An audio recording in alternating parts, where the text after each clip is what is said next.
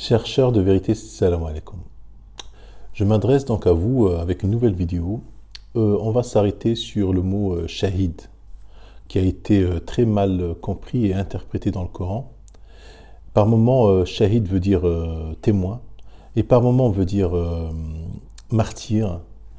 Et je trouve que c'est assez dangereux. C'est pour encourager en fait le djihad à nos jours, le djihad guerrier. Comme j'ai fait déjà une vidéo, je vous la mettrai en bas, que le djihad n'est plus d'actualité, le djihad guerrier. C'était terminé à l'époque où le prophète est mort. Dès que le prophète était mort, il n'y avait plus de djihad. Le djihad était terminé. Quand Allah il a dit à la fin, je vous ai j'agrée l'islam comme religion pour vous et j'ai parachevé cette religion. Donc une fois qu'Allah il a parachevé la religion, il n'y a plus de djihad possible. Le message est arrivé à destination. Donc le seul djihad que Allah nous demande de faire aujourd'hui, c'est un djihad. Il y a plusieurs formes. Il y a djihad nafs, il y a djihad wajahid bihi, c'est-à-dire bilhaq, c'est-à-dire de combattre le faux, de le combattre avec le vrai. C'est-à-dire que dire la vérité, les mensonges qui ont été... c'est le seul djihad qui peut y avoir aujourd'hui. Il n'y a pas que cette forme, il y en a d'autres. Il y a aussi le djihad nafs, c'est-à-dire que tu combats, tu fais pas de mal. C'est-à-dire tu évites de faire du mal aux autres. Tu transgresses pas sur terre. C'est une forme de djihad. Bon, maintenant, nous allons nous arrêter dans Surat Al-Imran 140, un verset qui a vraiment été falsifié. Comme vous le savez, moi, je ne suis pas là pour expliquer le Coran. Je ne suis pas un mufsir, je ne suis pas un imam, je ne suis pas un gourou. Je l'ai dit au début de mes vidéos, quand je faisais le début, bon, là, ça fait longtemps que je ne l'ai pas dit, mais je le redis dans cette vidéo pour le rappel. Je ne suis ni un mufsir, ni un imam. Mufsir, c'est celui qui explique le Coran, ni un imam, ni un gourou, ni rien de tout ça. Et je ne détiens pas la science infuse. Il y a certains qui me posent des questions, est-ce que tu peux nous expliquer ceci ou cela? Moi, si je ne sais pas, je ne réponds pas. Tout simplement parce que je me tiendrai responsable le jour de la résurrection devant Allah. Moi, je ne dis que ce que je sais, puisque je me considère un shahid. D'accord? Donc, justement, nous allons parler du shahid à la fin. Je ne sais pas si je vais faire cette vidéo en une seule ou en deux ou en trois. Je sais que c'est un sujet très épineux. Je vais essayer en une ou deux fois. Je vais essayer. À savoir que j'improvise, j'ai sorti des versets, j'en ai sorti 4, mais il y en a beaucoup plus. Hein. J'en ai sorti 4 et je vais essayer de... Donc tout d'abord, nous allons nous arrêter dans Surat Al-Imran pour définir le mot martyr.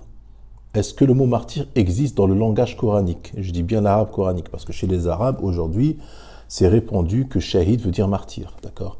Mais dans le langage coranique, est-ce qu'il y a le mot martyr? Ah ben, on va voir ça ensemble. 140 surat Al-Imran. Allah, qu'est-ce qu'il dit? A'udhu billahi minash shaitan ar-rajim, bismillahir rahmanir rahim. Parce que c'est très dangereux, attention, excusez-moi, je reviens parce que sinon je risque d'oublier. Parce que c'est très dangereux, ça a été falsifié, pourquoi? Les premiers guerriers, quand le prophète est mort, il y a eu les premiers conquérants, des chefs, des khalifas, des rois. Ils ont voulu conquérir et pour cela, ils ont utilisé l'islam comme une arme, comme le font aujourd'hui les Saoudiens avec les Wahhabites. Vous savez qu'il y a une alliance entre le royaume saoudien, les dirigeants, et les Wahhabites, c'est-à-dire les Salafiyides. Il y a un pacte entre eux depuis maintenant plus de 60 ans. Il y a un pacte. C'est-à-dire qu'il y a un soutien mutuel, en fait. Les Wahhabites sont soutenus par le gouvernement. Moi, je ne suis pas là pour parler politique, mais c'est juste pour vous donner un exemple que ce qu'ils font aujourd'hui les Saoudiens, le pacte qu'ils font avec, l'ont fait déjà leurs prédécesseurs juste après la mort du prophète.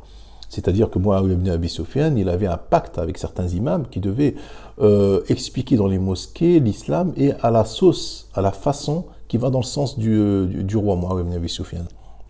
Donc il fallait encourager les gens à partir en guerre dans le sentier d'Allah. Parce que pour motiver quelqu'un, soit on le motive comme le faisaient les Romains, on le motivait avec une solde à la fin du mois, c'est-à-dire ils avaient une solde, c'est-à-dire que c'était des légionnaires. on leur donnait, ils étaient bien nourris, ils étaient soignés, ils étaient donc rentrés dans l'armée romaine.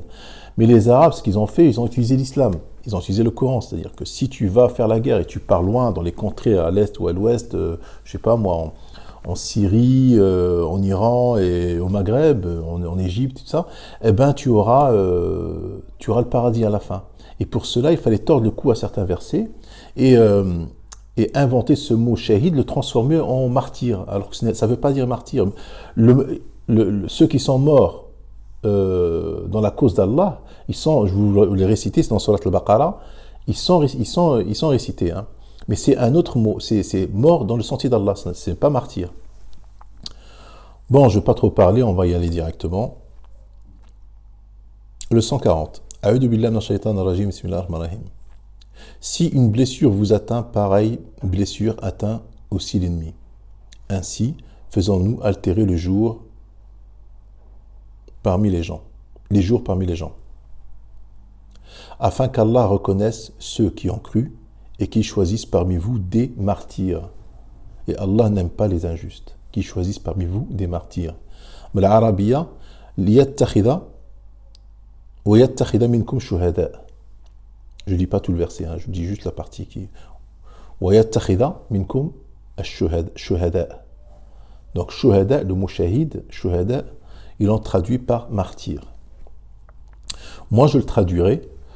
Si une blessure vous atteint, pareil, vous allez voir par la suite, mais bon, puisqu'on on est sur le verset, donc je vais le traduire tout de suite.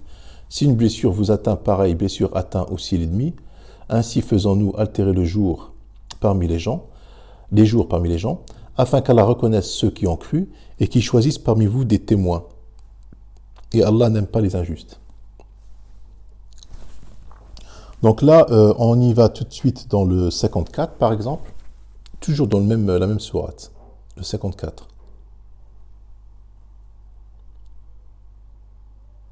Allah dit subhanahu wa ta'ala, a'udhu billahi minash shaitanir rajim, bismillahir rahmanir rahim. Non, c'est le 53, pardon. Seigneur, nous avons cru à ce que tu as fait descendre et suivi le messager. Inscris-nous parmi ceux qui témoignent. Là, c'est toujours le mot shuhada. Faktubna ma'a shahidin. D'accord? C'est toujours le mot. Inscris-nous parmi ceux qui témoignent. Donc, qui témoignent que nous avons cru en Allah et en son messager. C'est-à-dire le message avec quoi il est venu, le Coran. Là, on va aller après au 157, toujours dans la même sourate.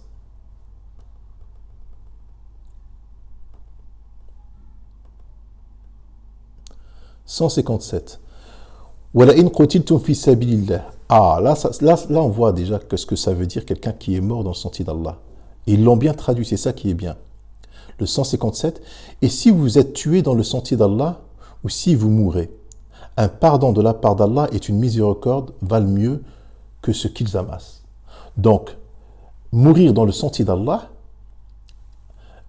c'est dit en arabe, c'est-à-dire, ce n'est pas le mot shahid, c'est-à-dire que c'est littéralement traduit, c'est bien traduit en fait. Et si vous êtes tué dans le sentier d'Allah. Donc, être un martyr, ce qu'on appelle aujourd'hui, parce que le mot martyr n'existe pas en arabe, n'existe pas dans le langage coranique, la phrase qui correspond, c'est mourir dans le sentier d'Allah. Et si vous êtes tué dans le sentier d'Allah. Entre nous, qui peut être sûr que la personne est morte dans le sentier d'Allah? Parce qu'au moment où il va à la guerre, il n'y a que Allah qui peut savoir s'il est mort pour sa cause ou pour autre chose, pour des intérêts. Parce qu'il y en a qui sont partis à la guerre pour, vous allez voir dans d'autres versets, ils sont partis pour avoir un butin. D'accord? Et le butin pourrait être sa motivation principale. Donc je ne sais pas si Allah va accepter qu'il soit mort en martyr, entre parenthèses, c'est-à-dire mort pour la cause d'Allah, c'est-à-dire sur le sentier d'Allah, ou il est mort pour le... Donc personne ne peut savoir. Aujourd'hui, on dit shuhada, celui-là c'est un shahid, celui-là c'est un shahid. Il n'y a pas de shahid. Il n'y a que Allah qui décide qui est shahid, qui n'est pas shahid. Qui est, pardon l'expression, parce que ça c'est l'arabe aujourd'hui, on dit un shahid. Même à la télévision, quand il parle dans la guerre Palestine, les guerres, il dit shuhada, matou, il y a des gens qui sont des martyrs. Voilà. Alors c'est pas le cas.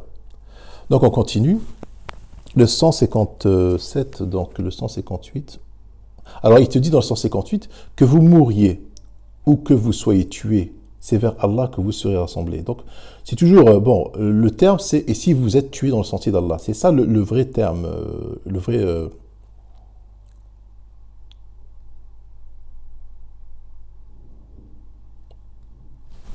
Donc là, on y va jusqu'au 171.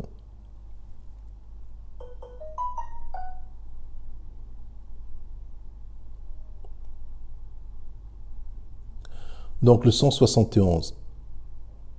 Alors le 169, Allah était dit, et ne pense pas que ceux qui ont été tués dans le sentier d'Allah, donc il n'y a pas utilisé le mot shuhada, qu'ils ont été tués dans le sentier d'Allah soient morts. Au contraire, ils sont vivants auprès de leur Seigneur, bien pourvus, et joyeux de la faveur qu'Allah leur a accordée, et ravis que ceux qui sont restés derrière eux et ne les ont pas encore rejoints, ne connaîtront aucune crainte et ne seront point affligés.